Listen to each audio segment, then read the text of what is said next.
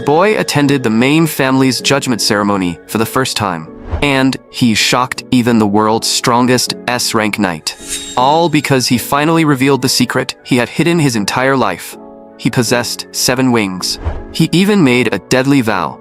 If anyone dared touch the Westcott family, he would wipe out the entire Elmheim family, no matter the cost.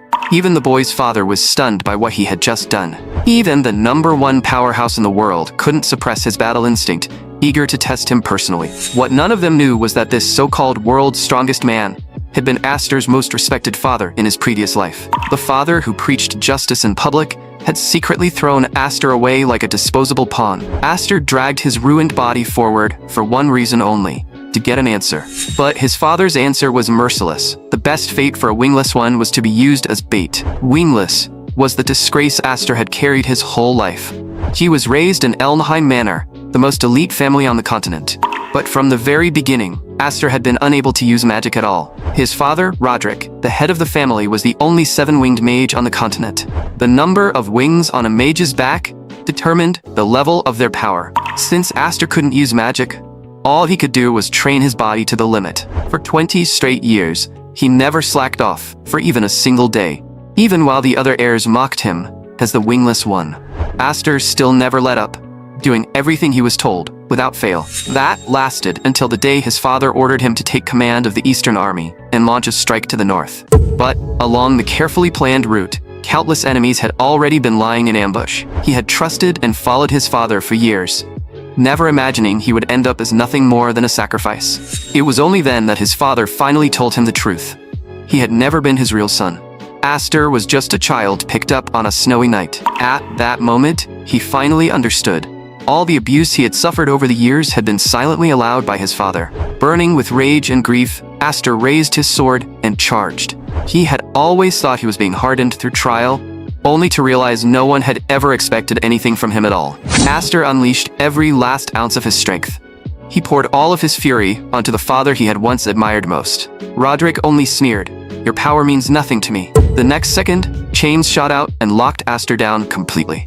In that instant, his body was cut apart. A wingless one will always be the lowest kind of pawn.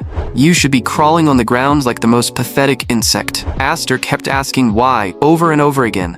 Why had he been taken in on that snowy night in the first place? Since you want to die knowing the truth, I'll make sure you understand it completely. He had only been brought back for one reason: to seize the power of the 7 wings from him. Aster was in disbelief. What exactly did it mean that this power was inside him? His mother had been an extraordinary woman, and she had given birth to a child who carried the power of 7 wings.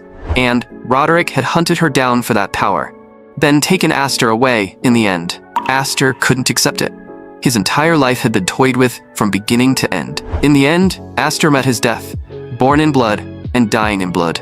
When Aster slowly opened his eyes again, he wondered if this was the afterlife. But the lingering warmth in his body snapped him awake. This wasn't a dream. It was real. Where exactly am I? Looking at those tiny hands, Aster finally realized he had turned into a baby. And the woman lying beside him was already dead. Just then, Aster suddenly heard other voices. He could sense people searching for him nearby. The leader shouted, "Find that child, no matter what. This is for Lord Roderick." That name, could it really be true? Roderick. That was the name of his father from his previous life. He's searching for a baby. Have I really been reborn? There were still too many things he needed to confirm, but escaping came first. He absolutely could not let them capture him again. Driven by sheer survival instinct, Aster dragged his infant body slowly through the snow. He had no idea how long he had been crawling. All he knew was that his consciousness was fading fast. As long as he still had even a shred of awareness left, he had to keep moving. Then suddenly, a young girl appeared right in front of him. "Father, there's a baby out here in the snow." The man she called out to was Hevrid, the head of the Westcott family. "Why is there a baby out here in the snow?" And the child looked completely exhausted. Hevrid looked up and froze in shock. The long, winding trail across the snow had actually been left by a crawling infant. What kind of child could crawl that far in weather this brutal?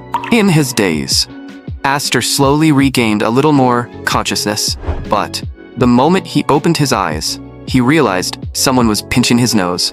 5 girls were gathered around him, staring at him with curiosity. They were all laughing and bickering, fighting over who got to hold their little brother first. Alfin said, "I'm the oldest, so obviously I should get to hold him first." Aster didn't care about any of that. He immediately struggled out of their arms and tried to run.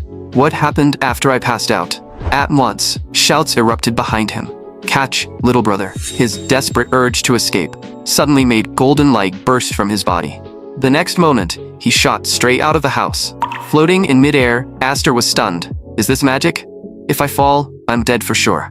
Right as he was about to tumble off the roof, a pair of large hands caught him gently and pulled him into a firm embrace. Aster instinctively turned to look back. The man holding him looked exactly like the head of the Westcott family. The Westcott family was, after all, a branch of the Elmheim family. Hevrid and Roderick had once protected the kingdom together. In Aster's memory, Hevrid would die in a certain war, and his entire family would fall with him. He never imagined he would end up being taken in by a branch of the Elmheim family. He had wanted to escape Elmheim, only to circle right back into the home of one of its branches. A noblewoman looked at Aster with deep kindness in her eyes. "From now on, you my child." Hevrid had always wanted a son to inherit his title, but child after child, he had only been blessed with daughters. Hevrid said this child carried astonishing magical power, and the mark on his back proved it. This child actually bore the legendary mark of 7 wings. Only then did Aster finally understand why he carried this mark in the first place. In an instant, memories from his previous life came rushing back. Roderick had once said with his own mouth that he only took Aster in for this exact power, which meant the mark on Roderick's back had been stolen from Aster all along. This child's mark is far too important. What are you planning to do with him? After carefully examining the child's back, Hevrid finally confirmed it. It was truly the 7 wings. And at that moment, Aster grew even more uneasy. He could not let that power fall into the hands of the Elmheim family ever again. After a brief silence, Hevrid finally said, "We should raise him ourselves. He is still just a child. If we guide him properly, he'll never abuse this power in the future." Maybe this was heaven's gift to them, the boy they had always dreamed of. The door was suddenly thrown open, and it was obvious the girls had been eavesdropping outside for quite a while. They had finally gotten a little brother, so of course they were all watching closely to see what their father would do with him. The sisters cared deeply about this new member of the family, and from that day on, he was given a name. Aster. 10 years later at the swordsmanship evaluation grounds. "Lord Hevrid, the other nobles are already waiting for you." Right behind him, Aster slowly stepped down from the carriage. This was his first time accompanying his sister to the swordsmanship evaluation. The evaluation was a grand gathering organized by the Elmheim family. Every branch family sent their eligible young heirs, making it a brutal stage where the next generation displayed their strength. The moment the Westcott family arrived, they became the center of ridicule. People whispered behind their backs, mocking the Westcotts for having no true heir and resorting to adopting a child of unknown origin. In the eyes of these so-called elites, what the Westcotts had done was a complete stain on Elmheim's name. And to them, Aster was the most embarrassing fake of all. "Aster, don't mind those stares. That's just the position our family is in right now. Father, Alfin, I'm not so fragile that a few nasty words would get to me. I brought you here today so you could see reality with your own eyes." "Aster, does a family like this disappoint you?" "Not at all. I just think their arrogance is nothing more than the bluster of the weak." Hevrid burst out laughing. "That's my son." In his previous life, Aster had come here too. But back then, all that greeted him was endless humiliation. This time was different. He had returned carrying the mark of 7 wings, and this time, he was going to make these people pay. Following his father, he walked straight into the inner grounds. "So that's the adopted son of the Westcott family?" From the shadows, 2 scornful gazes locked onto Aster. Aster sensed the malicious stare and slowly turned his head. In his previous life, he had died by their hands. On the arena stage inside, the atmosphere had already reached a fever pitch. Geniuses and trainees clashed in brutal duels. It was the perfect stage for the great families to measure each other's power. "Aster, this place is way too loud. No wonder my other 2 sisters refused to come at all." Aster stared at the arena and slowly fell into thought. All the humiliations of his past life began surfacing one by one in his mind. "Aster, what's wrong? Maybe it's just because this is my first time at a place like this. I'm a little tense. Aster, stay here with your sister. I have to attend the nobles' meeting. Take care of her. Alfin immediately looked annoyed. Father, I'm the older sister. Since when does the little brother take care of the big sister? Hevrid smiled. Aster, there are plenty of people your age here. You could try making a few friends, but remember one thing. You must never reveal the secret of your 7 wings. After giving that warning, he turned and left the arena. At the same time, the people around them noticed the two had been left on their own. Aster had no intention of socializing. To him, dealing with people was nothing but a burden. Then suddenly, Aster spotted his target. Sister, I'm going over there to have a chat with some friends. On a sofa not far away, 2 young men sat, surrounded by a crowd. So you are the Westcott family's adopted son?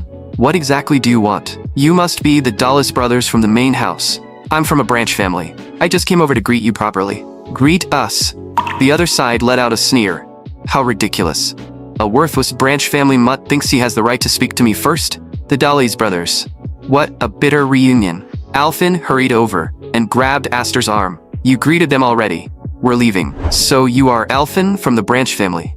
That sneering tone made the girl's body tremble uncontrollably. You used to hide behind your father, and you are still just as timid now.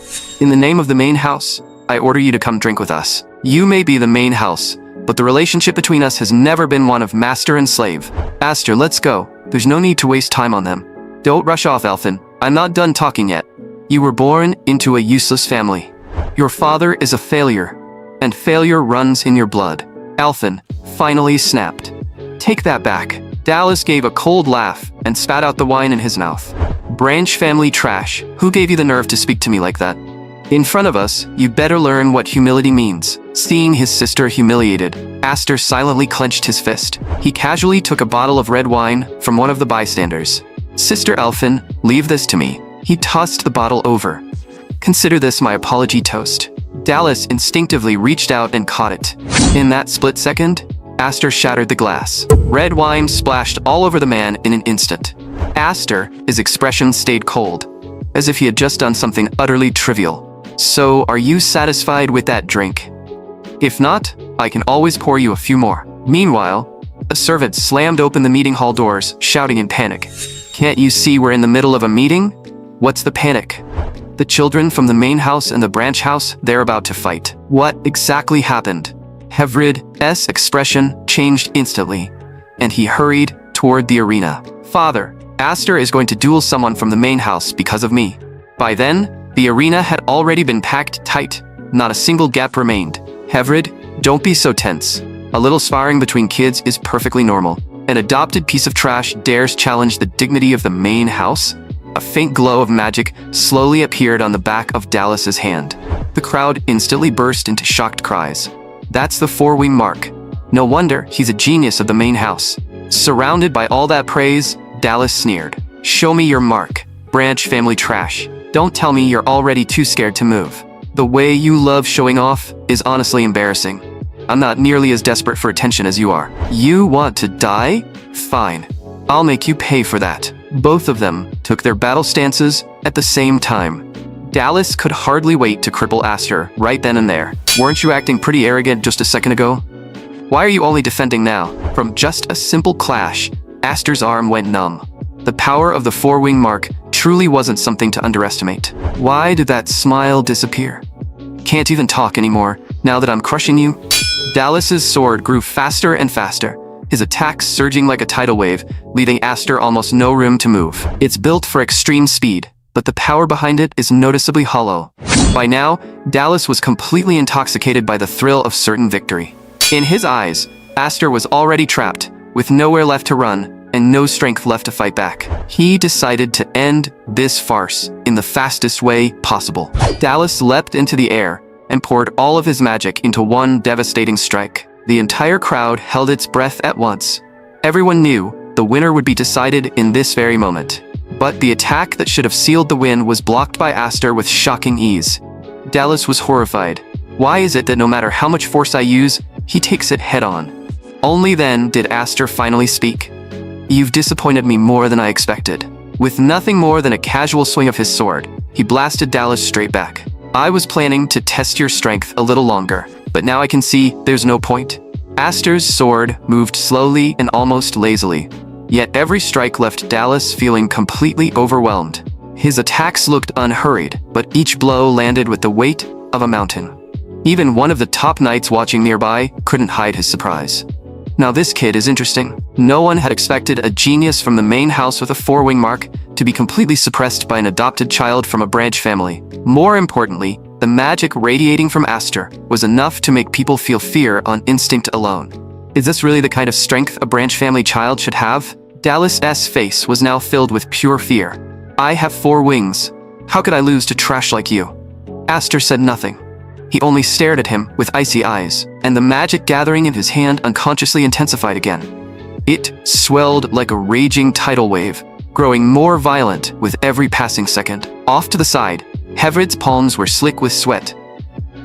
I absolutely cannot let him lose control again. 3 years earlier, Astor's magic had already gone out of control once before. Back then, even Hevred himself had felt a trace of fear facing him. It was the first time he had ever witnessed what it looked like when 7-wing magic ran wild. Fortunately, Astor had still been too young then, and Hevred had barely managed to force it back under control. But now, the signs were appearing again. Astor's magic was on the verge of going berserk once more. In Astor's mind, flashes of his own brutal murder from his previous life kept surfacing. In the next instant, that violent surge of power nearly swallowed Dallas whole. Alfin suddenly screamed at the top of her lungs, "Astor!" That one cry managed to calm Astor's magic just a little, but the power he had already built up still came crashing down toward Dallas in one devastating strike. Dallas was so terrified he wet himself on the spot. He shrieked in panic, frantically screaming his surrender. "You should be grateful," Astor said coldly. "I can still keep myself conscious right now." Then he looked toward Elfin. "Sister, I won." But right at that moment, an even more violent wave of magic erupted from behind him. Astor's expression changed instantly. He knew that magic all too well. It belonged to none other than the father from his previous life. "Roderick, so you read the child my brother adopted? Who allowed you to step onto this arena under the name of an Elmheim branch heir? You're nothing but an adopted son. I am the head of Elmheim's main house, and I do not recognize your status." The moment those words fell, Roderick flicked his arm. Astor was blasted away in an instant. Hevred couldn't believe what he was seeing. Roderick had actually attacked a child. Without a second of hesitation, he drew his sword and struck at Roderick. But Roderick, the strongest man on the continent, casually raised a hand and blocked the blow with ease. Using the recoil from Roderick's defense, Hevred landed and immediately sprinted toward Astor. He had expected to find Astor collapsed in critical condition. But when he got there, he saw the boy still holding up his broken sword.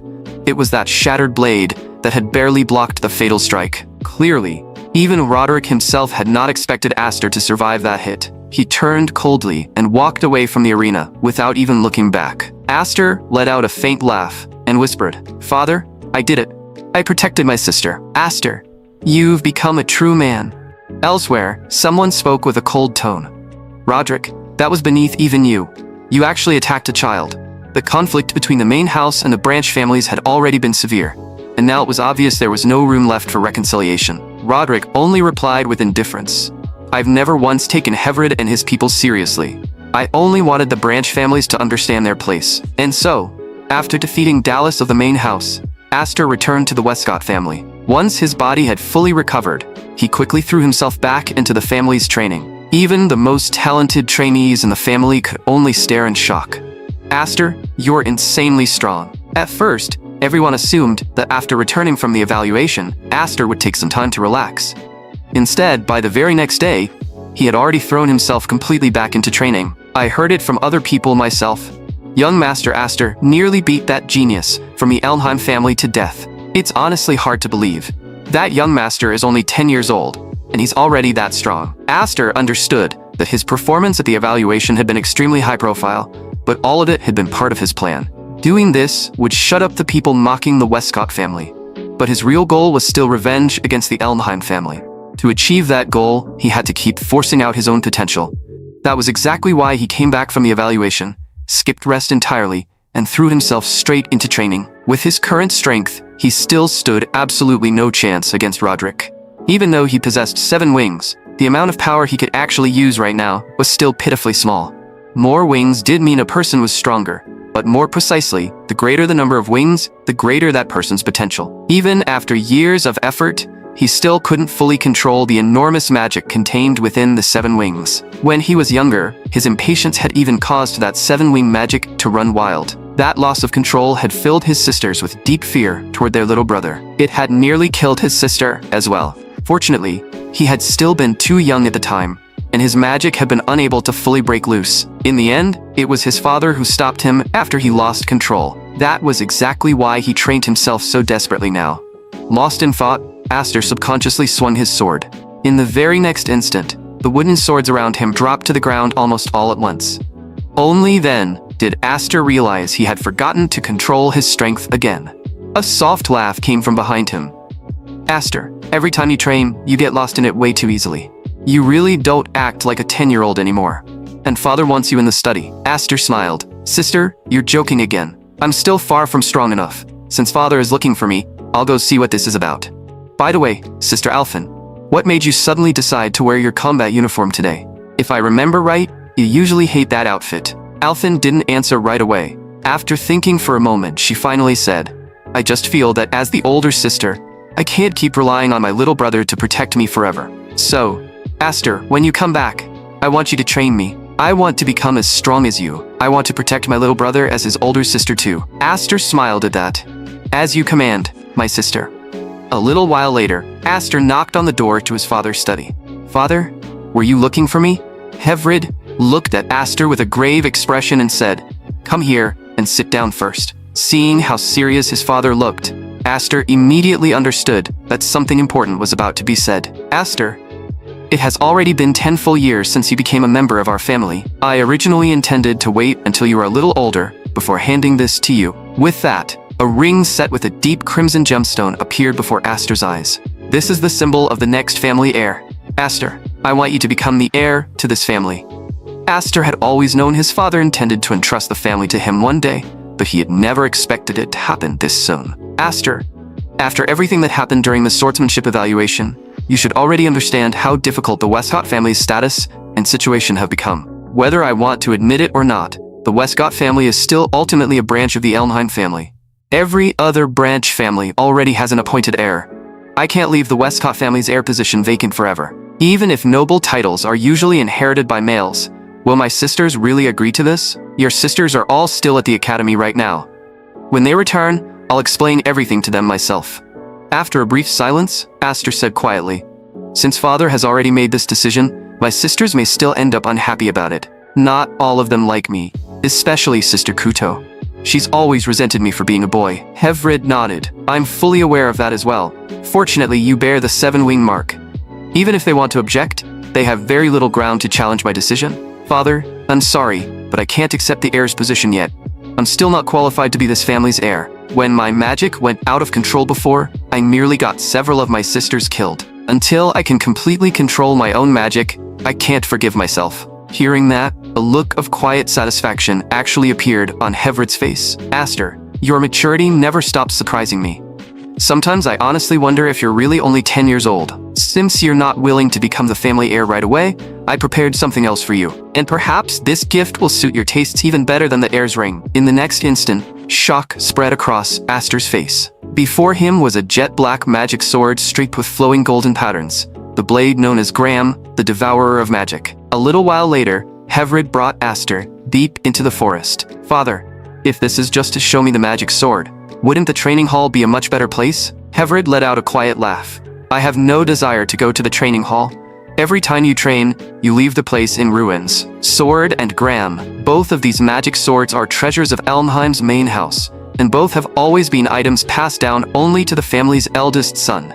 This time, I personally had them brought over from the main house. With that, Hevrid pulled away the long cloth wrapped around the weapon. The sight made shock flash through Aster's eyes once again. Because this so-called magic sword was actually incomplete, it had no true blade at all. But the moment magic was poured into it, a complete blade would instantly form, extending from the hilt. In other words, the true power of this magic sword depended entirely on the strength of the wielder's own magic. In the next second, Hevrid swung the weapon and unleashed all the power stored inside it in a single burst. In just one instant, a terrifying path of raw magic was carved straight through the forest. Aster, this sword isn't without flaws. If the wielder doesn't have enough magic, it can easily drain every last bit of their stamina. But you have 7 wings, which makes you an ideal match for this weapon. So, do you want to try it? Aster didn't hesitate for even a second. He reached out, took hold of the magic sword, and kept turning his father's words over in his mind. Then he slowly poured his own magic into the blade. In an instant, the sword erupted with violent waves of power, and raging magic wrapped itself around it. Aster stared at the scene in disbelief. He could clearly feel his own magic actively synchronizing with the sword on its own. At the same time, everyone inside the family training hall suddenly heard a thunderous explosion in the distance. What was that light? Did a meteor just crash down? You idiot, that was obviously something blasting straight up from the ground into the sky. Alphen saw the same terrifying sight as well. It had come from the forest behind the mountain. At that moment, Aster was sitting flat on the ground with an awkward smile. Father, this sword's power seems a little too absurd. Hevrid, meanwhile, was still frozen in shock. So this is your power, Aster. That attack just now actually created a brief vacuum in the magic filling this entire section of the sky. No one in the entire Ilnheim family has ever done anything like that. In all of our family's history, you are the first 7-wing bearer to truly wield this magic sword. Once you fully master this power, Aster, you may very well surpass even my brother Roderick. But Aster felt no joy at his father's praise, because he knew better than anyone that Roderick's true strength went far beyond what people could see on the surface. Before I completely master the sword's power, I have to hide everything. The moment others learn that I bear the 7-wing mark, I will face endless jealousy and hatred. Some people might even try to eliminate me in the shadows. Aster, get up. While I can still protect you, master this power as quickly as you can. Aster understood perfectly well. To prevent the tragedy of his previous life from repeating itself, I have to grow stronger as soon as possible. Father, thank you. I'll master the power of the 7 wings as quickly as I can and protect this family. 3 days later, their mother welcomed the 2 daughters home with a warm smile. Father, Mother, your daughter Kuto has returned, and Sister Mafa has returned as well. After saying that, Kuto even gave an exaggerated little cough. My lovely little sisters, your big sister is finally back. You missed me, didn't you? But everyone walked right past Kuto and instead shouted, "Welcome home, Sister Mafa. You heartless little brats.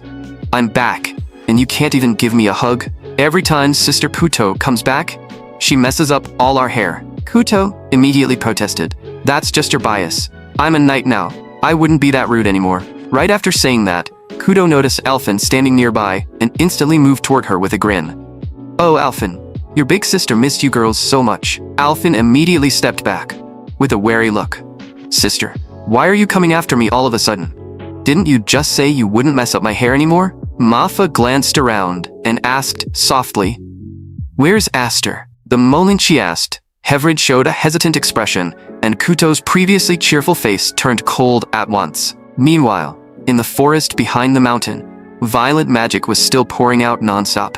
Aster was drenched in sweat, breathing hard. This still isn't enough. I have to adapt to the magic sword's power as quickly as possible. Right now, he could already use his magic to form a blade, but the sword's edge was still extremely unstable. What exactly do I need to do to control the sword as steadily as my father and bring out its true power? Aster, your performance this time was genuinely impressive. The voice belonged to Sister Kuto. Aster froze for a moment and quickly turned around. "Sister Kuto? When did you get back?"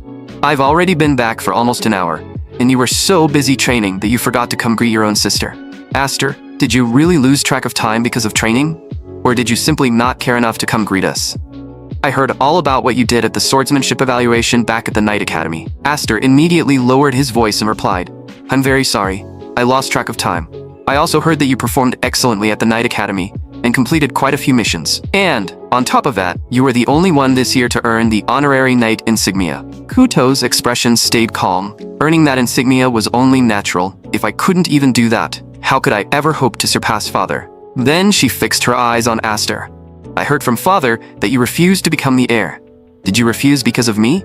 Hearing that, Aster sighed inwardly. Father really said something he shouldn't have. But outwardly, he only answered calmly, "I just don't think I'm good enough yet." Kuto stared at him coldly. "Aster, both you and Father know what my dream is. You should also know why I've always carried this resentment inside me. In the next instant, she slashed through a nearby tree and lunged straight at Aster through the burst of splintered wood. Aster immediately dodged to the side. Sister Kuto, what are you doing all of a sudden? A faint smile rose on Kuto's lips.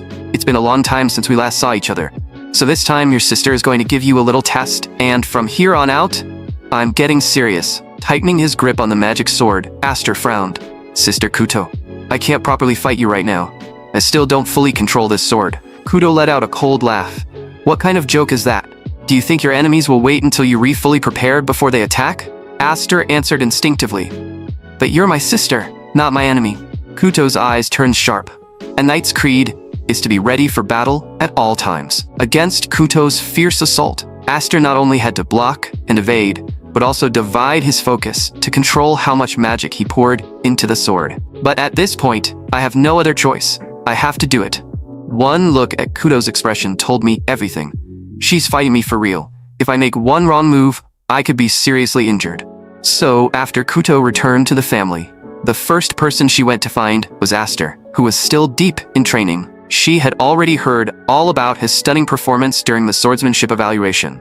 And because of that, she wanted to test his true strength with her own hands. The forest rang again and again with thunderous crashes. As she swung her sword, Kuto couldn't help but laugh. Aster, your skill with weapons really is impressive. But I didn't spend all that time at the Knight Academy polishing my swordsmanship for nothing. But that broken sword you're using, what exactly is it?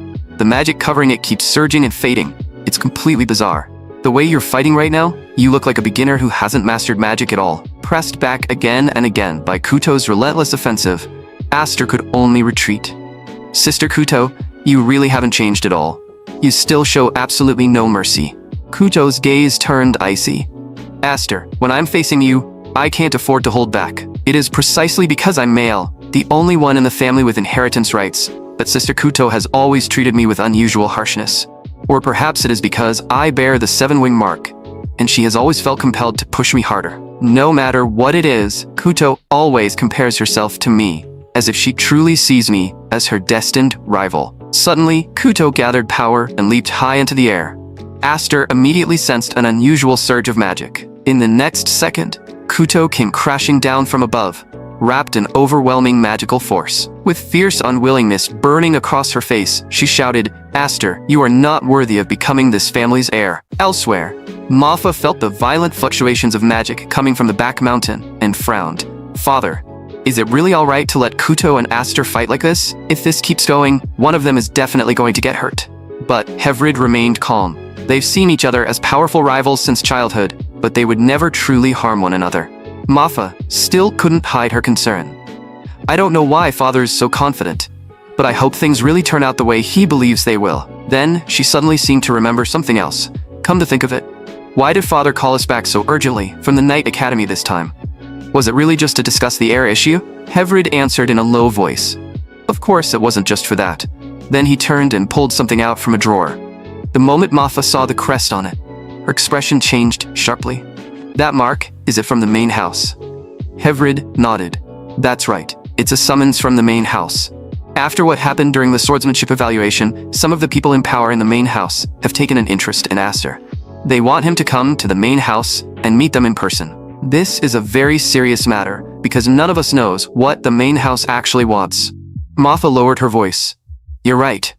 We have no idea what the main house intends to do, and the worst case scenario is, we could lose Aster. In the forest on the other side, Aster and Kuto were still locked in a fierce, deadlocked battle. Sister, why are you still clinging to this? I already made it clear to Father that I refused. Kuto gritted her teeth and snapped. That's exactly why I'm even angrier. I've dreamed of becoming the family head my whole life, but because I'm a woman, I was never even given the right to inherit. So why is it that you can reject it so easily? As she spoke, Aster clearly felt his sister's power growing heavier and heavier. The crushing pressure came straight at him. Her strength feels like that of some massive beastman. Without the slightest hesitation, Kuto kept pressing Aster down with her longsword. Sword slammed against sword again and again, sending sparks everywhere. But in the next moment, Aster suddenly shifted left and redirected the force, narrowly avoiding a pure head-on clash of strength. Then, he drew his blade out from the left and slashed sideways toward Kuto. Seeing that, Kuto actually laughed. So you avoided a direct clash with me just now? Don't tell me you actually think a trick like that is enough to beat me. Before the words had even settled, sword aura exploded out of Kuto's body, sending everything around them flying. Aster, who had nearly landed a hit on her, was blown away by that force as well. I never expected Sister Kuto to still be holding back power on this level. Aster, if this is all the strength you have, then you've disappointed me. A true swordsman is someone who can fully fuse swordsmanship and magic into one. To be honest, based on the strength you've shown so far, I'm disappointed. The number of wings did determine a person's magical potential, and it also represented their talent and ceiling. But what mattered even more was never how much magic you possessed. It was how much of it you could actually call upon and make your own. Aster, you are the bearer of the 7-wing mark, while I only have 5 wings. And yet, just now, you avoided a direct clash of magic with me. How little faith do you have in your own power? Do you not even trust yourself? Or are you still afraid your magic will spiral out of control again and hurt us, just like it did 3 years ago? Afraid, is that really it? Why is the magical blade I create always unstable? Because deep down, I've been suppressing my own power this entire time. The reason this magic sword has never stabilized isn't the weapon itself. It's because I've never truly trusted my own strength. Kuto stared at him, her voice thick with emotions she had buried for years. Aster, do you have any idea how jealous I am of you? From the day you were born, you had the right to become the heir, and you even carry the 7-wing mark that's called the strongest on the continent. I dreamed of becoming the family heir too, but I never had that chance. Aster, I'm so jealous of you, it drives me mad. You can casually have everything I could never obtain, no matter how hard I fought for it. Aster slowly lifted his head and said in a low voice, Sister Kuto, I should be thanking you instead. You made me realize that I can keep fearing my own power. As he spoke, he completely released the magic inside him and swung the magic sword freely. The once aggressive Kuto was instantly blasted backward by the wave of force that exploded from him. Thanks to you, I was finally able to overcome this weakness of mine. In the next instant, Aster charged straight at Kuto without hesitation. Kuto's face changed at once. What is he trying to do? He's holding that broken sword with no blade. It should be harmless. But why do I have such a bad feeling about this? Then deep crimson magic began gathering rapidly around the broken magic sword. And even while that magic was building, Aster's speed didn't slow in the slightest. In the very next second, he swung down hard. Kuto raised her sword to defend, but her whole body still trembled uncontrollably from the impact. Forced to retreat again and again, she barely steadied herself before letting out a laugh. I never expected you to unleash this much power. Aster didn't answer. He only muttered to himself, I don't want to waste this second life. In my previous life, I never possessed this kind of strength. And in this life, it's only because I met the father I have now that my fate has changed. And for the first time, I have a real family. Second life, what is he even talking about? But the only answer she got was Aster charging at her again, wrapped in violent magic. As she watched him rush in, Kuto immediately raised her sword in front of herself. At the same time, she hurriedly covered the blade with magic to reinforce her defense. Yet, just before impact, Aster abruptly withdrew most of his power, changed his angle by dropping low, and then recoded the magic sword at the exact moment his strike came through. Only then did Kuto truly understand how terrifying Aster became, when he fully unleashed the magic of the 7 wings. In the end, Aster defeated Kuto in their duel. Several hours later, Kuto finally woke up in bed. She looked around and saw an environment she recognized immediately, her own room. Why am I lying in my room? Wasn't I just fighting Aster? Beside her, Mafa asked softly, Kuto, did you sleep well? You were out for quite a while. Kuto pushed herself up and sat upright. Wasn't I just dueling Aster? Sister Mafa, what happened after that? Mafa shook her head.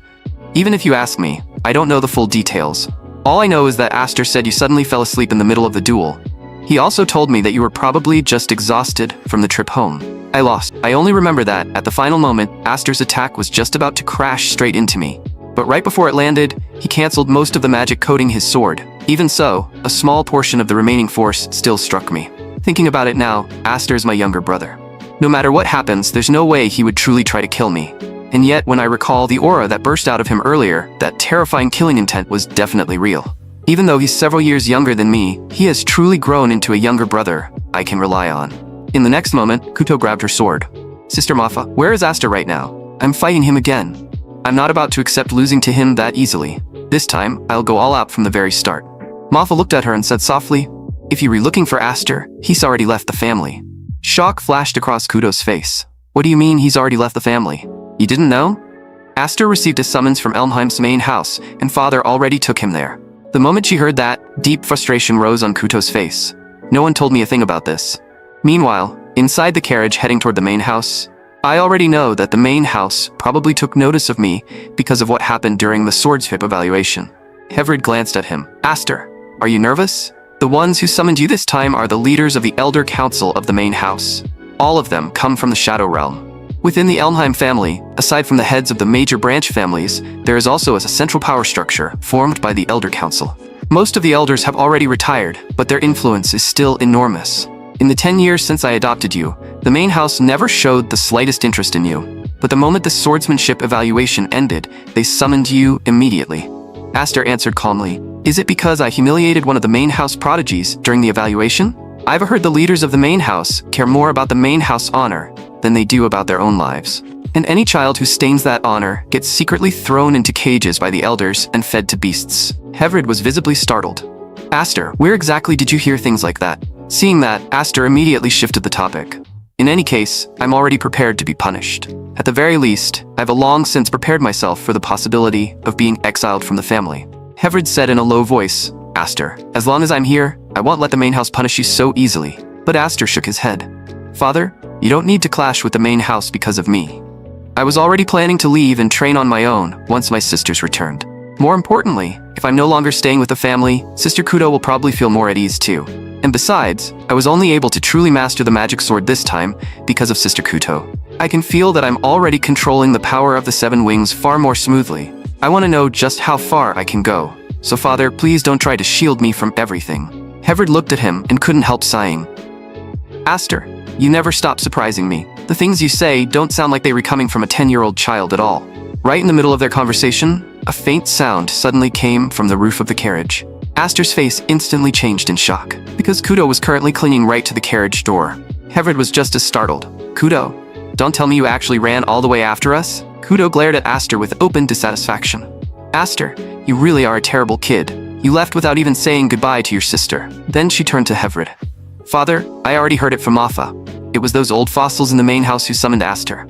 Hevrid answered in a firm voice, "Even if you know, I still can take you with us." Kuto shot back immediately. "I know you wouldn't take me to the main house. The whole reason you suddenly called us back from the Night Corps was to stop things from spiraling into something unpredictable. And the fact that you summoned us back so urgently only proves that this matter is serious, doesn't it? Sister Mafa already told me. Once Aster enters the main house this time, there's a chance he may never come back." Sitting beside them, Aster let out a soft laugh. "Sister Mafa is exaggerating. I'm just going to the main house for a visit." But Kudo kept staring at him. "Aster, promise me you'll come back. To me, you're the younger brother I've acknowledged more than anyone. And you really are the one most qualified to become the family head. I hate you, Aster. You're obviously my younger brother, and yet every time you act like you're the one trying to protect all of us. But there's still something I have to tell you. No matter how strong you are, no matter how mature you seem, you are still our little brother. You will always be one of the people I treasure most." Hearing that, even Hevrid felt a quiet wave of relief in his heart. Taking a deep breath, Kuto said to Aster, "I'll be waiting for you back at the Westcott family estate. I still want our duel to continue. I absolutely refuse to let you beat me once and then run away. Aster, I'll be waiting for you." Only after saying that did Kuto finally turn and leave the carriage. Aster stayed silent for a moment before murmuring, "She ran all the way here, just to say that?" Hevrid gave a faint smile. "Your sister has always cared about you a great deal." Aster's eyes softened slightly. "In this life, I truly have the best family I could ask for." Behind the carriage, Kuto kept waving as she murmured under her breath, "Aster, you have to come back." And so, Aster continued on with his father all the way to the main house to face judgment. The moment he stepped into the territory of the main house, an atmosphere of overwhelming oppression hit him head-on. "Lord Hevrid, the Great Elder has been waiting for you inside for quite some time. We will personally escort you to see him." Hevrid's expression turned cold. "I grew up in this place. I don't need anyone to guide me." But the guard still lowered his head and replied, "Lord Hevrid, forgive me, but I cannot comply. The Great Elder's order was that we personally escort both of you to the tribunal. It looks like this hearing is going to be even more formal and even more severe than I expected. I can barely remember how long it's been since I last returned to the main house." Hevrid lowered his voice. "Aster, I believe you already understand this much. This judgment will be harsher than either of us imagined. No matter what they say, stay calm." Aster looked up at him. "Father, when you say they, who exactly do you mean?" Hevrid answered in a deep voice. "The Great Elder we're about to meet is the 6th family head of the Elmheim line, my father and your grandfather." Even as they walked, Aster's eyes drifted instinctively toward the training grounds not far away. Among the people training there, he didn't spot Dallas anywhere. Most likely, the injury to his arm still hadn't healed enough for him to train. Aster, are you listening? Hevred's voice yanked him back to the present. Turning his head, Aster saw his father handing his sword over to the guards. Left with no choice, Aster handed over the magic sword as well and quietly said, "Father, I promised my sister I would make it back safely." Then the doors to the tribunal slowly began to open.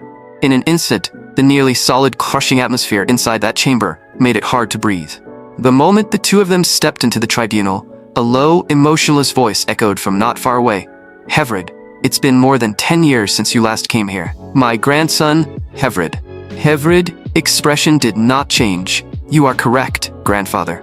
The man speaking was none other than the great elder of the Elmheim family, the former sixth head of the main house. Aster knew better than anyone that this man was the true master of the darkness behind the main house.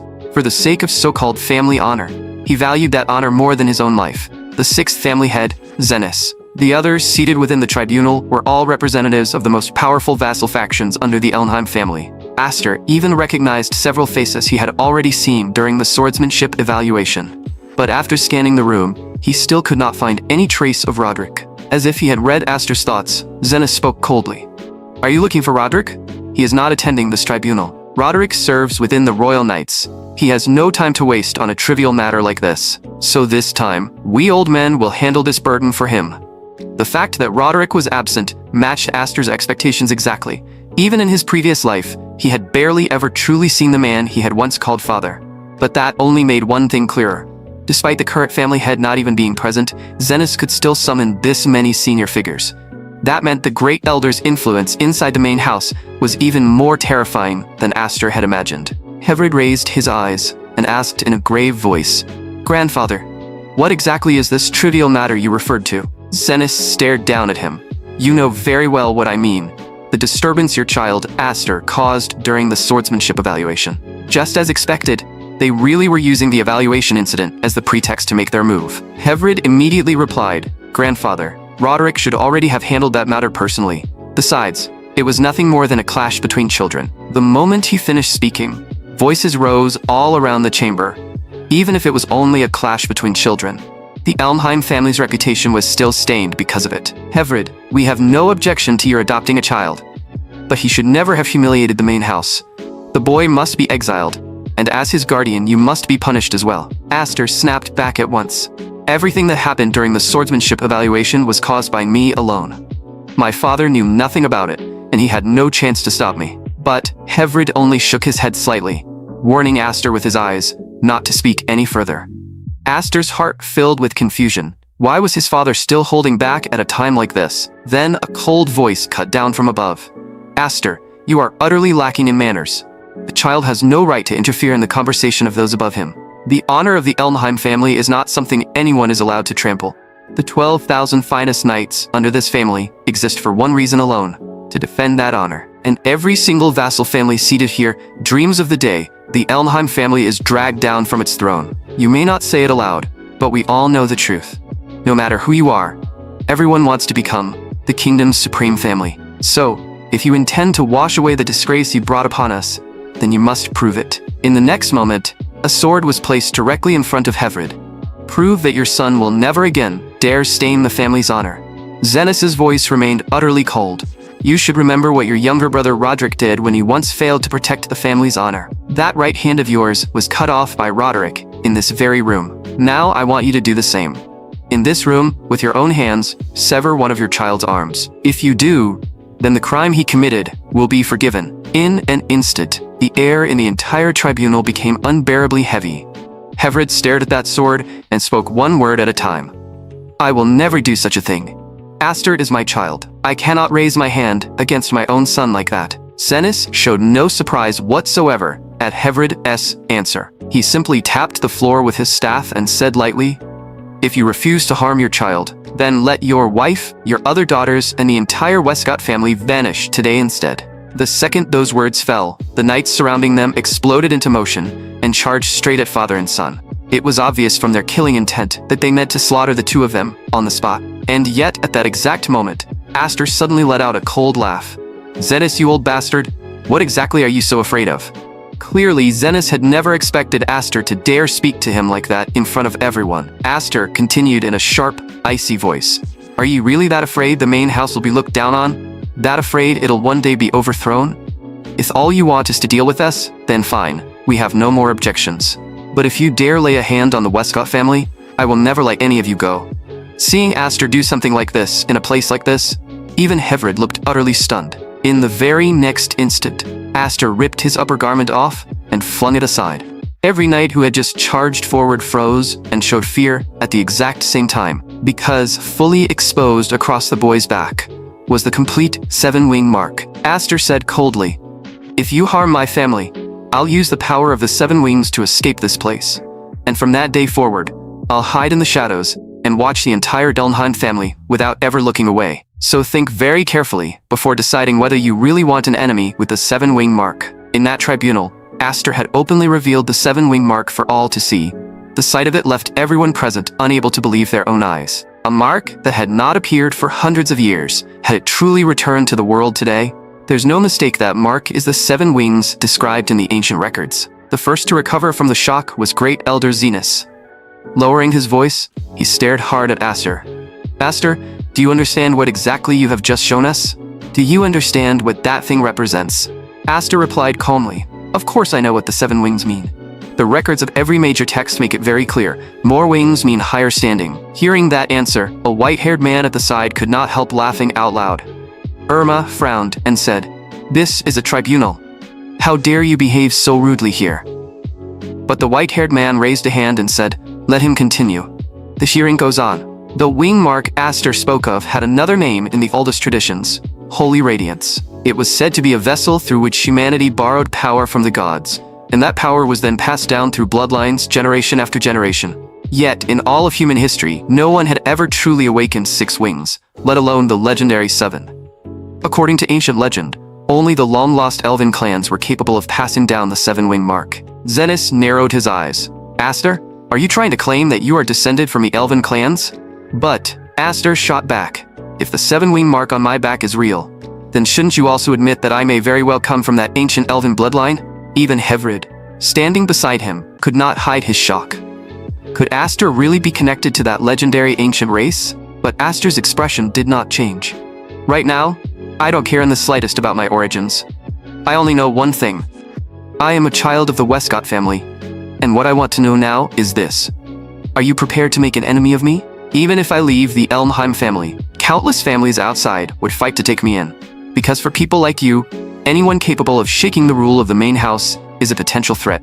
But to Aster now, those same families would become one of his greatest assets, with potential surpassing even Roderick S. Some of the leaders gathered here would surely want to join hands." The moment those words landed, the expressions on the elders' faces shifted. In his previous life, these families rebelled together, only to be crushed by Roderick. Now, with the 7-wing mark revealed, I am the ultimate prize. I need to find out which of them can truly be turned into allies. Zenos narrowed his eyes.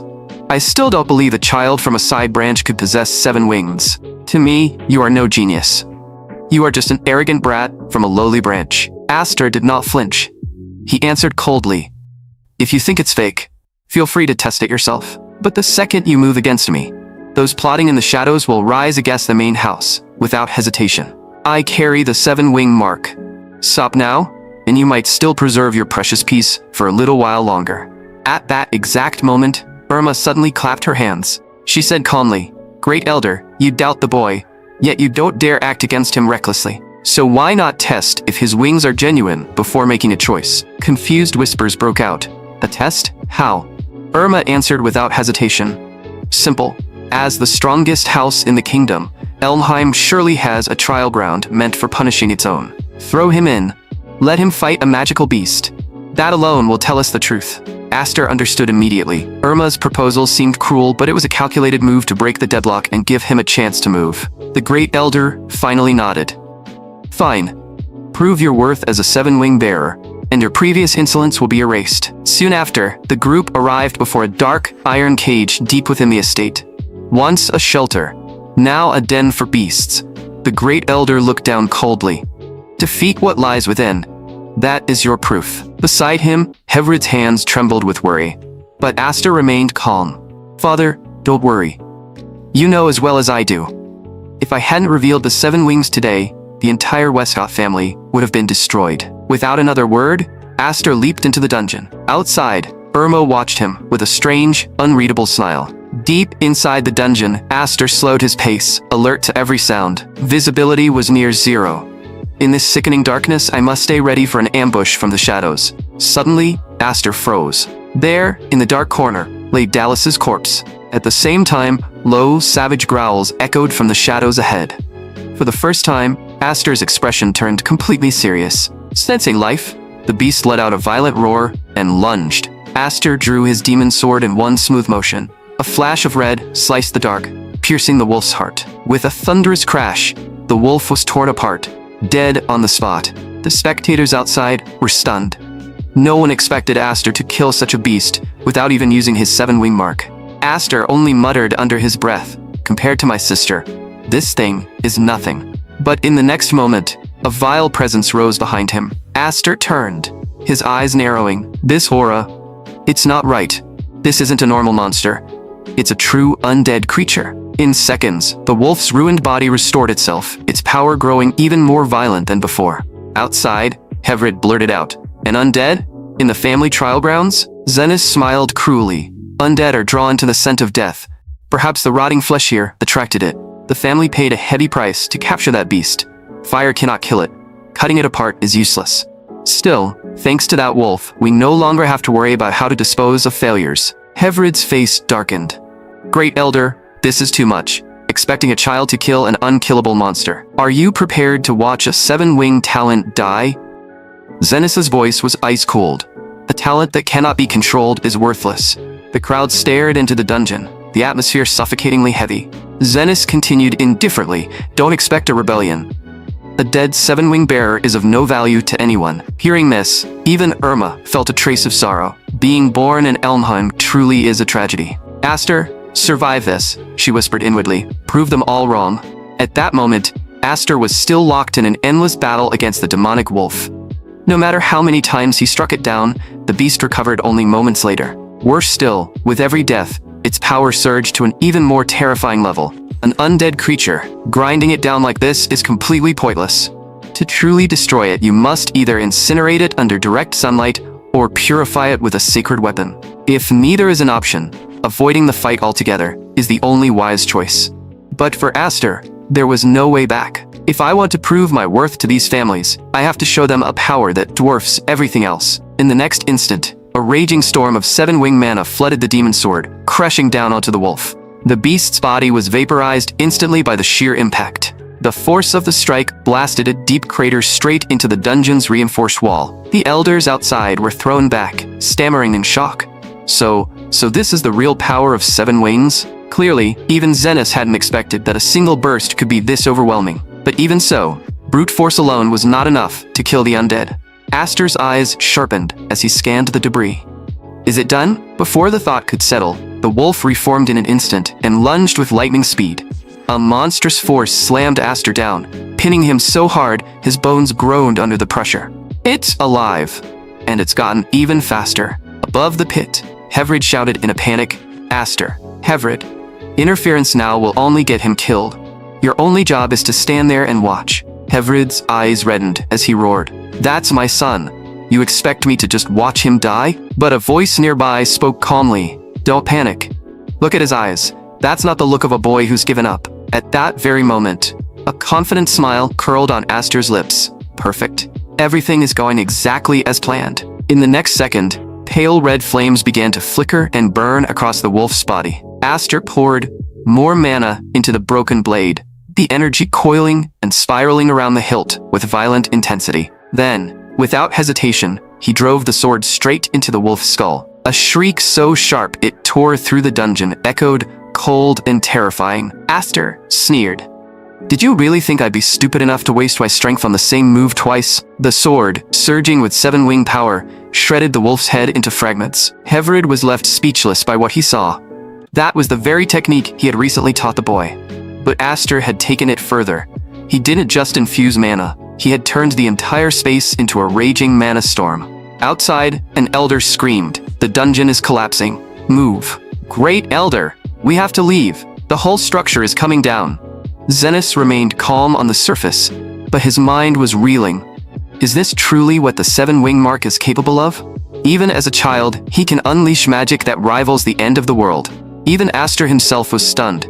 He knew the seven wings were strong, but not this irrationally powerful. Someone turned to Hevrid, their voice complex. Did you know he could do this? Is that why you were so calm? Hevrid could only shake his head bitterly. No, I had no idea. Aster's growth has gone far beyond my imagination. Irma smiled faintly from the side. So then, Great Elder, does this count as passing the test? No one dared answer. Every gaze turned toward the Great Elder. After a heavy silence, Zenos spoke. Everyone has witnessed it. Aster has completed the trial. I have no reason to make things difficult for him any longer. Hearing the acknowledgement, the tension in the air finally began to dissipate. Deep in the dungeon, Aster slowly rose. I heard you. Loud and clear.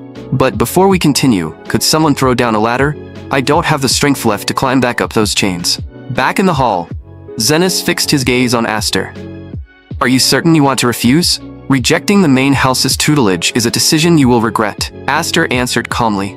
Great Elder, I have no interest in the succession. Staying here would only make me a target for the other heirs. I just want to stay quietly with the Westcotts.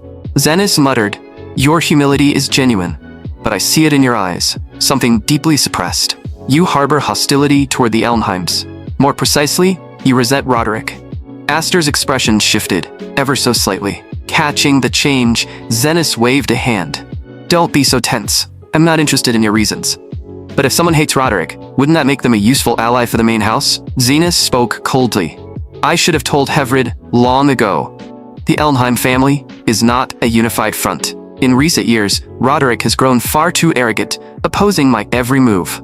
Your existence is exactly what's needed to remind him that he is not irreplaceable. A short while later, Aster stepped out of the private chamber. Hevrid rushed up to him. Aster, what did he say?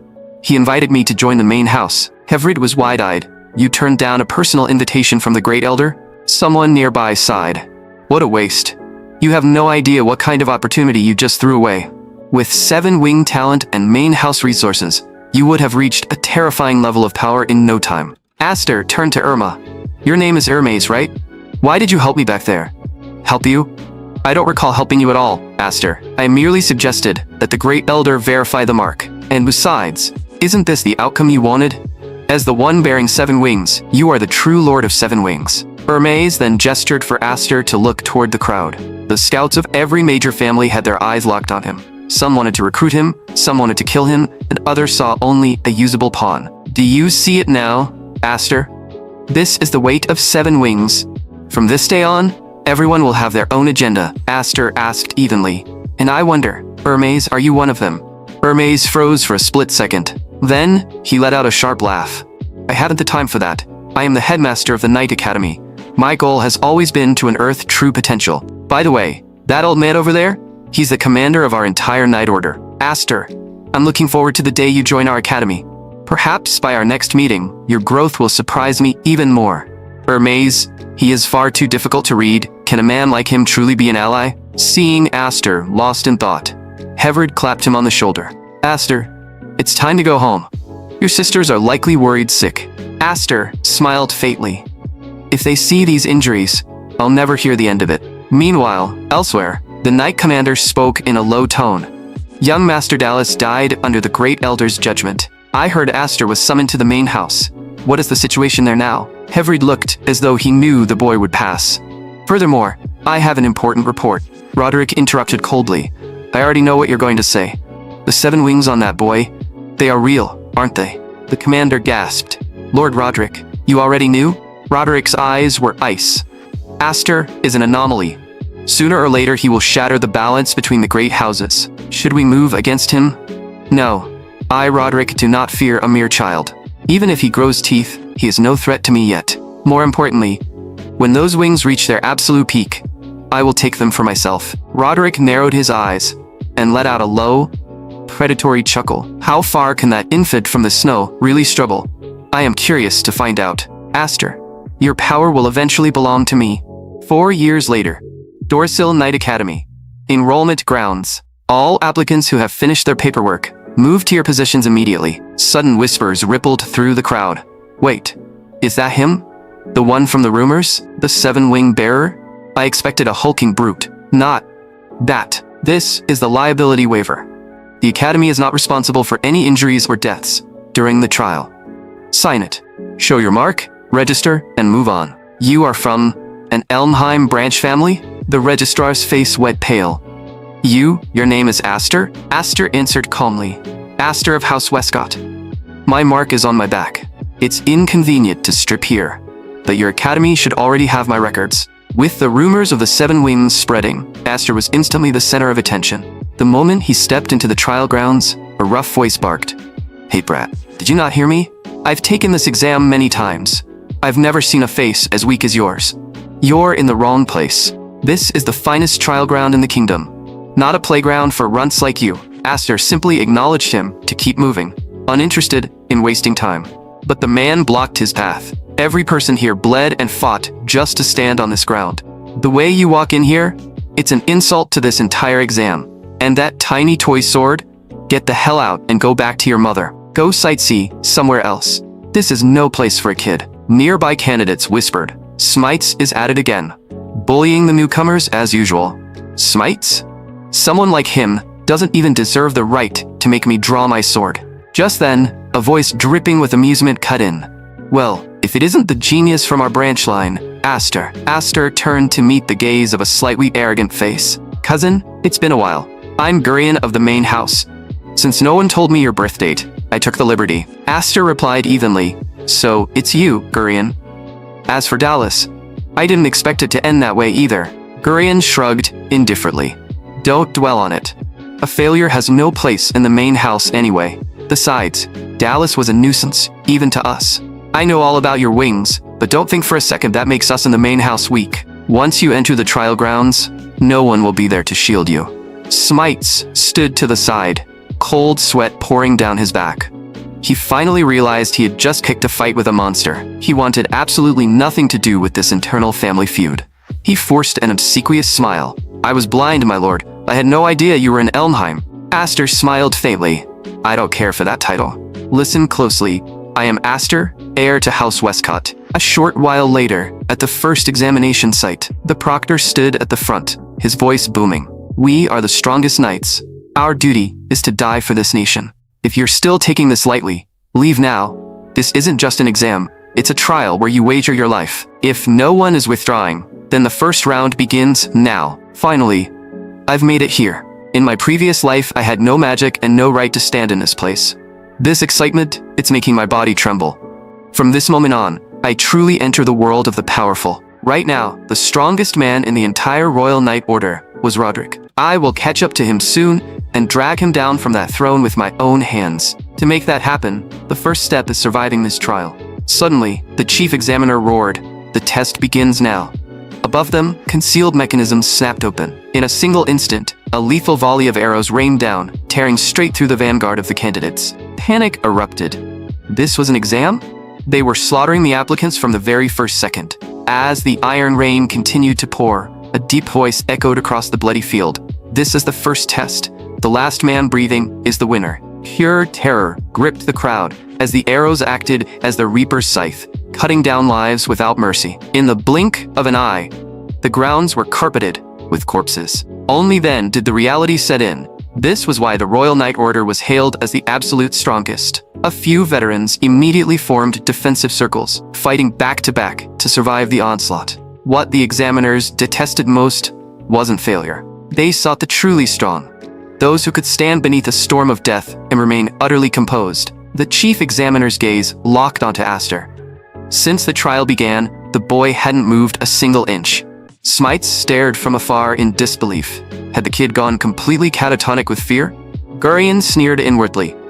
If you die here, it saves me the trouble of doing it myself. Yet, under the bewildered stares of the survivors, Aster slowly raised his hand and gripped the hilt of his demon sword. Without even glancing at the sky, he released the most fundamental pulse of magical pressure. With a thunderous boom, a violent cyclone of mana erupted, instantly shredding every incoming arrow into fine dust. The self-proclaimed geniuses surrounding him were struck entirely dumb. Is this the legendary monster with 7 wings? The chief examiner's heart pounded. This must be reported to Lord Roderick immediately. Far away in the capital, Roderick suddenly opened his eyes. This boy must be eradicated. Yet Aster, the architect of this chaos, hadn't even blinked. To everyone present, he was no longer human. He was a monster. The examiner wiped cold sweat from his brow. To manipulate the airflow so flawlessly requires a terrifying level of microcontrol over mana. But he has created a massive headache. Thanks to that stunt, far too many survived. The examiner coldly surveyed the survivors, quickly dismissing the thought. Those who got lucky here would just die in the next round anyway. He looked at the panting candidates and commanded, "There is no rest. Proceed to the second testing ground, immediately." The man who had mocked Aster earlier cried out, "What? We just survived a massacre, and we don't even get to catch our breath?" Aster gave a faint laugh. "Senior, are you already wearing out?" The man froze. He couldn't comprehend how Aster didn't have a single drop of sweat on his face. The examiner watched Aster closely. He just cast a massive area of effect spell. Yet his breathing is perfectly steady. The rumors were true. "Let's see what else you can do, boy." In the crowd, Gurion stared at Aster with the eyes of a viper. He was here on a strict mission. His task was absolute: prevent Aster from joining the Order. The untouchable honor of the main house depended on it. Soon, they arrived at the second area. In the name of fairness, all candidates were forced to use standardized weapons. Smites grumbled loudly. They've never pulled a rule like this before. Most of us use similar gear anyway. What's the point? Aster's eyes gleamed. It was obvious. The rule was a last-minute addition to strip him of his magic-devouring broken sword. Targeting me already? How amusing. A mocking voice sneered from behind. "Cousin, why stoop so low as to mingle with such pathetic riffraff?" Smites flared up. "Who are you calling riffraff?" Gurion gave him a glacial look. "Your father is a mere baron, is he not? Stand too close to Aster, and your entire bloodline might become collateral damage." Faced with a blatant death threat, Smites instantly crumpled, plastering on a sicky sweet smile as he desperately distanced himself from Aster. Aster watched with weary disgust. Weak men and their pathetic little survival acts. "I will now announce the rules for the second trial." The examiner's voice boomed. "It is a siege battle. You will be randomized into 3 factions. Plant your faction's flag at a stronghold, and it is yours. Destroying, stealing, or looting flags means instant disqualification. The faction with the most strongholds wins. Make no mistake, this was another lethal battle. I will now announce the faction leaders. Red Team, Gurion, of the Elmheim main house. Yellow Team, the genius swordsman, Al. Blue Team, Aster, of the Elmheim branch house. A signal flare shot into the sky. The trial had begun. Each faction held 3 flags. Victory required securing at least 2 strongholds. In a 3-way war, there could be only one victor. Only one winner. Doesn't that mean we have to fight the main house to the death? Aster saw it clearly. They weren't afraid of the exam. They were terrified of the High House. We can't fight them. We are just minor nobles. Our families would be wiped out by their retaliation. Gurion is the main heir. One word from him, and we're all dead. We want to be knights, but we can't drag our families into the grave for it. Aster looked at them calmly. "So you are all forfeiting?" Smite stared at the dirt. "There's always next year." The others backed away, faces pale with guilt. "We are sorry. We are just too weak." In the end, the blue team consisted of one person. Aster. It was almost comical. Yet, he understood. The sheer terror Roderick instilled in this nation was a disease in their blood. Looking at them, Aster remembered his past life. A worthless pawn waiting to be slaughtered. That was why, more than anyone else, he understood the suffocating weight of their powerlessness. Soon after, Aster arrived at the yellow team's camp. Yet, there was no sign of battle anywhere inside. It was much quieter than he had expected. "You really did come alone." The man slowly smiled, as if everything had played out exactly as he predicted. Aster frowned. "Who exactly is this he you keep talking about? And why had this guy taken down his own team's flag?" In the next instant, shock flashed across Aster's face. The man had actually replaced his own team's flag with a red one. The man grinned. "Let me personally test this rumored 7-wing prodigy. This time, it won't be the fair fight you imagined. This is an encirclement operation initiated by House Elmheim. Right now, there's only one outsider left on this entire field. And that is you, Aster." Faced with this situation, Aster did not panic at all. Instead, he coldly declared that he would wipe out everyone on the field. Just moments ago, Aster had questioned him. Why would you abandon your own flag? You're supposed to be the leader of the yellow team. Facing his question, the man simply answered with a smile. Because I have already formed an alliance with Gurion. This man was the eldest son of House Nolan. The Nolan family was famous for founding court swordsmanship, but over the past 2 years, the overwhelming fame of the Seven Wings had completely eclipsed this five-winged genius. In this battle, would the legendary Seven Wings prevail, or would the former five-wing prodigy prove superior? In the eyes of the examiners, regardless of the year, both of them were absolute standouts. But in this particular exam, only one team was destined to advance. Even if you allied with them, only one team can win in the end. The man laughed dismissively. You don't need to worry about that. I prepared to hand the victory to House Elnheim from the very beginning. Besides, the members of the main house are already heading to your flag's position right now. Aster asked coldly. You're working this hard for House Elnheim. Did they threaten you? The man scoffed. In the Empire today, who would be stupid enough to cross House Elnheim? I am simply making the most advantageous choice for my family. The moment he finished speaking, he swung his sword viciously at Aster. But the instant their weapons clashed, Aster's expression darkened. The sword in his hand felt like it could snap at any second. It was a defective weapon. Recalling what had happened earlier, did that examiner deliberately swap my gear for damaged equipment? The man sneered. Aster, are you really spacing out while crossing swords with me? In the next second, as the man's longsword came crashing down again, Aster's weapon shattered on impact. Aster immediately caught the broken blade in midair and spoke coldly. If you think you can eliminate me like this, you've severely underestimated me. Then, he hurled the broken blade fragment like a hidden dart. The man instinctively raised his sword to block, his face full of disdain. You think you can hit me with a trick like that? But when the man looked up again, Aster had already turned and bolted away. I don't have extra time to waste on you right now. I'll come back for you later. The man laughed. So this is the Seven Wings? You're much softer than I imagined. But suddenly, the man's gaze fell on the shattered blade on the ground. This was the weapon Aster was using? His expression shifted. This is absolute garbage. He muttered coldly. Gurion, is this your little trick? I told you I wanted to fight Aster fairly. At the same time, Aster was sprinting back to his own camp as fast as he could. But waiting for him was Gurion's mocking voice. You seem to be late, Aster. Your camp has already been occupied by us. Earlier, Nolan said he was confident he could handle you alone. I didn't expect him to let you come back this quickly. But it doesn't matter. You're still too late.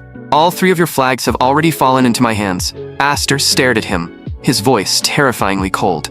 Gurion, is this the victory you wanted? Tell me where the other members of my faction are. Hearing this, Gurion spoke calmly. Take a look behind you, and you'll understand. In the next moment, a longsword was slowly pressed against Aster's back. A suppressed voice spoke from behind him. I told you from the very beginning, we cannot fight against House Elnheim. I know what we're doing is despicable, but for the sake of our families, we have no other choice. Gurion chuckled softly. Aster, you really are pitiful. On this entire battlefield, you don't have a single ally. Aster, however, slowly raised his eyes and asked calmly, Gurion, haven't you misunderstood something? Do you really believe you can defeat me just by relying on numbers? Gurion responded coldly. Aster, you are the one who hasn't grasped the situation. The victory condition for this siege battle is occupying more than 2 strongholds. Even for you, there's no time left to run around raising flags, because you simply don't have the spare energy to protect them all. Aster's tone grew even calmer. I figured that out a long time ago, so my goal, from the very beginning, was to wipe out every last one of you. Hearing those words, everyone present froze in shock. Did he just say he was going to wipe them all out? You can't do it, Aster, Gurion said, staring hard at him. No matter how strong you are, without the enhancement of your demon sword, it's impossible for you to defeat everyone. We have more than enough people to drain your stamina dry. Aster merely gave a faint smile. Gurion, you've thought this through far more thoroughly than I expected. It seems the broken weapon was your doing as well. You really went to a lot of trouble just to deal with me. Gurion's gaze darkened. Ever since Dallas was killed by you, I have spent every waking moment thinking about how to defeat you. The moment the broken blade fragment fell to the ground, Aster's expression finally turned solemn. It looks like it's time to get serious. In an instant, Aster dropped low and assumed a striking stance.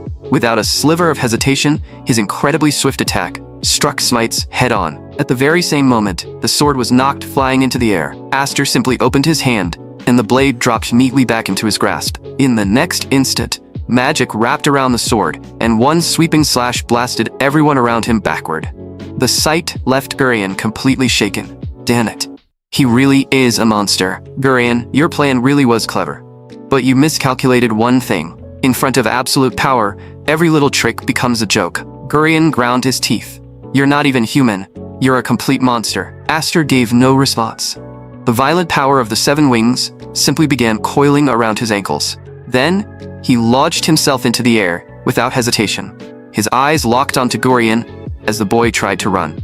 To Gurion, it felt like a nightmare. Aster had crossed that height in a single jump. Gurion tried to draw his sword, but before it was even fully out, it was cut apart. Your sword is too slow, Aster said coldly. Ever since the first time he felt magic as a child, Aster had loved the sensation. After endless training, he had long since learned how to use magic to suspend himself in the air for short bursts. Gurion stared in disbelief. What are you even talking about? No human can do that. Aster's voice stayed calm. Someone as foolish as you could never understand. Now it's time for you to regret choosing me as your enemy. The next second, a deafening blast rolled across the entire battlefield. Only then did everyone nearby snap back to their senses, unable to understand what had just happened. Smites suddenly looked to the side, his face full of shock. How did Gurion of House Elmheim lose just like that? From where everyone stood, all they had seen was Aster fling them aside with a single strike. Then, in the next instant, Gurion was already hanging in Aster's grip. Power on that level was far beyond anything they could possibly resist. And while everyone else was still frozen in place, Gurion roared through a hoarse throat. What are you all standing there for? Every one of you, kill Aster now. I command you in the name of House Elmheim. Hearing that, Smites reached for his sword with obvious reluctance. Aster's eyes swept over the crowd. Has House Elmheim really terrified all of you this badly? Someone answered bitterly. We don't have a choice. Families like ours are nothing in their eyes. Elmheim can crush us as easily as stepping on ants. For years, all we've done is survive by reading their mood. A genius born with 7 wings like you could never understand what that feels like. You were born into one of the strongest bloodlines. Of course you can't understand our despair. Hearing that, Aster suddenly laughed. The speaker flinched. What are you laughing at? Am I wrong? Aster nodded. No, you're not wrong. I do have things that you don't. And yes, I am from an Elmheim branch family. But in this match, my only true enemy was always the Elmheim main house. And I will personally crush every last one of them. The moment those words landed, panic spread through the crowd. Even Gurion was stunned. He had assumed Aster only meant to eliminate him. He had never imagined Aster would go this far and openly disregard the dignity of the main house itself. Gurion barked back. Aster, do you even understand what you're saying? Aster's face stayed calm. The weak can beg and kneel as much as they want. In the end, they'll still be thrown away. If you really want to change anything, then you fight. You don't submit. So now, I'm giving all of you 2 choices. Stand with me, or keep crawling behind House Elmheim. Gurion immediately shouted, if any of you betray Elmheim, I'll make every one of you pay for it. You all know exactly what happens to traitors who turn against House Elmheim. Smites suddenly cursed under his breath. Damn it. Then, the sword slipped from his hand and dropped to the ground. Without hesitation, he started walking toward the flag lying nearby. Aster, there's no turning back now, so don't you dare disappoint us. Aster looked at him and replied with quiet certainty. Of course not. I will protect your families. Smites already understood the truth. If they stayed loyal to Elmheim, the end result would still be a slow death. Then I, Smites, am standing with Aster. Everyone around them saw it happen, and every face was filled with shock. Some began whispering to one another. Even Gurion lost. Maybe there really isn't any other choice. Gurion could only collapse to the ground, shouting at them over and over, you traitors, every last one of you will pay for this. Once he had made up his mind, Smites looked at the others. Better to gamble everything on the 7 wings than die slowly. No matter how much we bow our heads, Elmheim will still throw us away in the end. That made even more people begin to waver. After all, Elnheim had already discarded plenty of loyal families over the years. Watching it happen, Aster understood one thing with total clarity. If he really wanted to overthrow Elnheim, then he would need far more allies than this. These people alone would never be enough. Beside them, Gurion lay limp on the ground, still muttering, "Traitors, all of you." Someone hesitantly stepped closer. "Lord Gurion, are you all right?" Gurion exploded in rage. "You're all useless. Why are even you starting to waver? I'm the genius of House Elnheim. If I lose this Knight Order exam, they will throw me into the family trial grounds, just like my brother Dallas. He lost, and in the end, they erased him. Even now, the last of his remaining magic was gathering again. He absolutely could not fall here." Just then, a steady set of footsteps approached from behind. "Gurion, you look even worse than I expected." Gurion turned sharply. "Al? Why are you only showing up now? We agreed Aster was yours to deal with. So why did you let him get back here? Now that you are here, take care of Aster yourself." In Gurion's eyes, Al only had 5 wings, but his swordsmanship was without question the finest among all of them. "Al, go kill Aster for me." But before those words had fully settled, Al tossed a red flag straight at Gurion. "I came here to end our alliance. You trampled on my pride when you arranged for Aster to be handed a broken weapon. From this moment forward, House Nolan is no longer working with you." Those words only made the others panic even more. Even Al of House Nolan was cutting ties. Al raised his eyes to Aster. "I didn't come to find you because of the exam. I came because I want to continue the fight we never finished. I swear on my own honor that I will defeat you properly." Aster looked at him in silence. "Al, you are not my opponent." The moment he heard that, Al poured magic into his sword. Then he thrust at Aster with a furious shout. "I'll prove that 5 wings are not inferior to 7. Aster gave a faint shake of the head. "I'd like to settle this with you too. But first, let me take care of what's in front of me." Even as he spoke, his sword came crashing down and hammered Al's weapon straight into the ground. Al glared up at him. What could possibly be more important than deciding the winner and which side advances? If we want to enter the Royal Knight Order, then a battle like this was always unavoidable. But Aster simply shook his head again. "We don't have to move according to a script someone else wrote for us. Al, you're a true knight, and I would honestly like to see you at the academy in the future." Al answered in a low voice, "But only one of us is supposed to get in." Aster turned his gaze toward the others. "I didn't gather everyone under me so they could fight Elnheim on my behalf. Before my real plan can begin, I need everyone here to accept my command. And that plan is simple. Every candidate here will pass this exam." The instant he said that, both Al and Gurion looked at him in complete disbelief. "You're saying all of us pass? That's impossible." Aster didn't answer. He only started walking toward Gurion. Gurion's voice shook. "Aster, what exactly are you trying to do?" Aster replied calmly, "Don't be so tense, Gurion. I just want you to join me too." A short while later, the chief examiner arrived on the scene in visible disbelief. "What exactly do you people think you're doing?" One of them answered immediately. Reporting to the chief examiner, the rule states that victory goes to the side controlling more than 2 positions. So if we place all 3 flags together, that still doesn't technically break the rules. The chief examiner's face darkened. "Are you mocking me? Are you seriously trying to make every examinee pass?" Seeing how furious he was, the others all clenched their teeth. Would he really accept such a shameless loophole? The chief examiner stared coldly at Aster. "If I order you to defeat the enemy, and instead you shake hands with them, do you really think that counts as completing the mission?" Aster answered evenly. "If the enemy has become a friend, then destroying them becomes the worst possible option." The chief examiner's expression turned ugly. "I'm not here to trade words with you.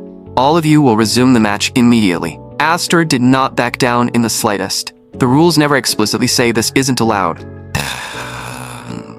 "Then you have no right to force us to change the outcome. Or are you saying that just because you dislike this method of passing, you can deny it by yourself? Besides, if the battle really continues, then House Elnheim will be the side I eliminate. And when that happens, the people with a real headache will be the ones above you." Not long afterward, Aster and the others sat in the hall, waiting for a decision. The chief examiner had simply never seen a method of passing like this before, so he had no choice but to consult higher authority.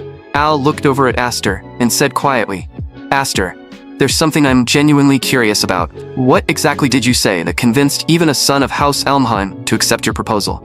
Aster only smiled faintly. Just then, the nearby doors slowly opened. Principal Mims of the Royal Knight Order appeared in person to announce the results of the test.